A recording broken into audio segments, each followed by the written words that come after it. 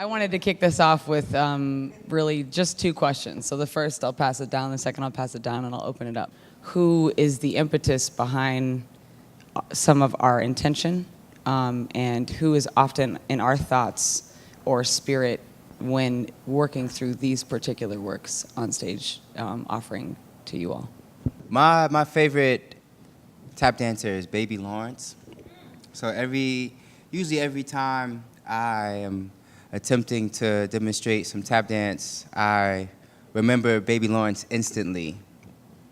And then from then on, almost every step reminds me of a master of tap dance. If it's a toe heel, if it's a shuffle, it's a pullback, I'm instantly reminded by Lon Chaney and Steve Condos, just to be straightforward with who I usually think about when I'm on the floor. But particularly, I think during this time, I've been checking out a lot of Savion and Dr. Jimmy Slide and Diane Walker footage in the archives, and the spirit of that is moving me continuously in this space, and just trying to feel Sly's energy in this space, and I don't know, and just other energies and frequencies in this space, as well as trying to embrace just things that I feel, like the Hoofers Club or the Tree of Hope. That's what that stump is that you see in the work, the Tree of Hope. So I think that's it for now. Before we were dancers, I think I could speak for both of us. I could speak for both of us when I say that we're saved, in the sense that we believe in Jesus Christ. And I know for me personally, each day that I put on my shoes, I feel like dancing is a form of praise unto Him. And that's what comes first.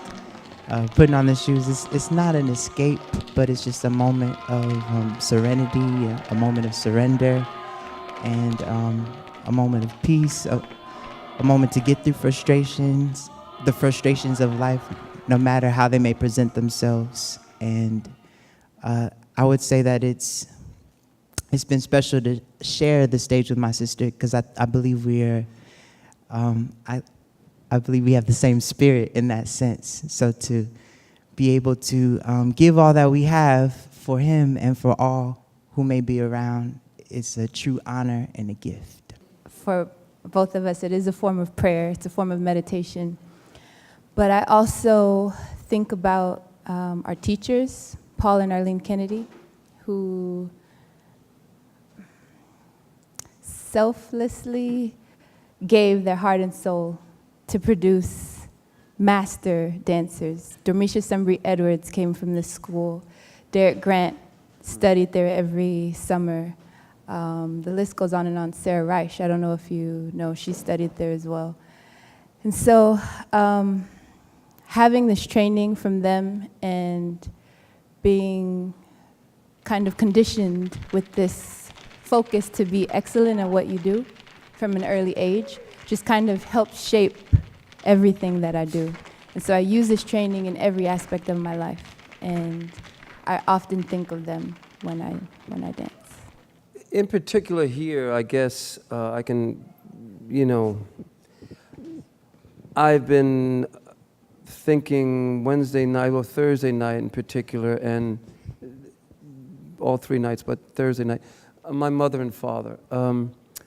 They passed away last year, and the show I wrote, is kind of an homage to my father, actually, although, we didn't really see eye to eye. But it was some way, it was one way to try to understand him and make sense out of my life. And so I wrote it as a journal, and my partner, Liz Hassey, the co-writer, put it into a narrative. So she was the one who told me, this story is about you and your father. But my mom passed away unexpectedly, and I haven't given much time to her. And Thursday night, it just bubbled up. And so I was in the dressing room just actually talking aloud to Mom and Dad. So That's kind of right now where I'm at with it. So, but it's a joy. I get to play them, and you know, it's funny. It's funny because you tap them, no pun intended, but you really do. And there's something very vertical and kind of very deep, and talk about ancestors. But those are my immediate. And then you know, you go back, and I just see a lot of my family. It's been great to take them from the dressing room and to bring them out here on stage and to get to share that with you. And that really makes it fantastic. We love the jazz and many music, many kind of music, classic, free improvisation. And we feel, I play with Reona, but not only Reona. We feel everyone, audience, theater, very historical place, and outside we and stay, nature, stay a week, rehearsal. Many people kind, and we came with our daughter, Fuko-chan. So everything influenced to me, everything. Improvisation changes every night, does it? And what is going on? That is it here or here or here? So let's pass it down. I think it's actually all of the above. Just like any part of any art form, there's a lot of hours that you put into, I guess, getting to know your body, getting to know your instrument, and then you have to put it to the test. Can you deliver when the music is on, when you just finished eating at the Nook and your belly is full and you maybe didn't sleep so well last night, but then you still have an audience to deliver. Mm-hmm. You know, how much stretching did you get?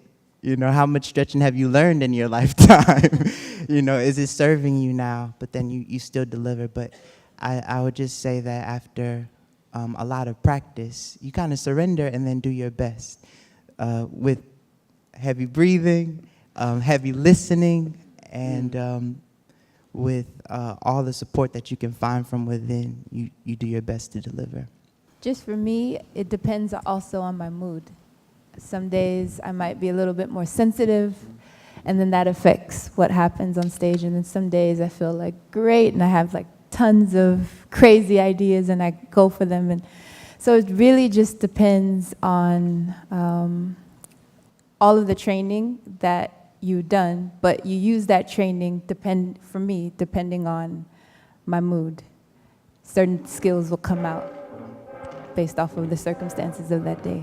So you really do have to surrender, because you can't fight, because you're a person, you're an instrument, so you have to be honest and true, because everything's in the moment. And so if you try to go against it, then that's when it doesn't work. You have to just go with what you're feeling and push that. One little tidbit to add about our act specifically. We design when there are moments of choreography and when there are moments of improvisation. What happens with the blocking might change drastically. The rhythms, the music, the rhythms you may hear may change drastically, but the moments of when it switches on, it's like a light switch. And we know when that happen, and then we know how much we can play within that small structure, and then we try and get back to the arrangement that we set, whether there's musical accompaniment or without. Yeah, I'll just add one thing to all of that, because I agree with everything and that Joe and Josette have said. And also, every night is different because the audience is different. And we feed so much off of you in the moment. You know, even right now, talking to you, looking at you, I wouldn't say the same thing yesterday or tomorrow. It's because of you guys, and it's really uncanny what happens. I mean, my rope is different, my bag's different, everything I do is different. The text is the same. But man, if I'm feeling you, you know, it's really, it's remarkable. And again, I just call it vertical because you're really in the moment. And if you believe in a higher power, it's just kind of bringing you along. And you guys are, that's finished, it completes the circle. So, God, I love you, you know? No, I can say that about, we love the audience because it's what really nourishes us, and we can give it back, and then we take it, and then we give it back. So it's a beautiful circle. To wrap that up, I just want to thank, really, another part of being a tap dancer is your family.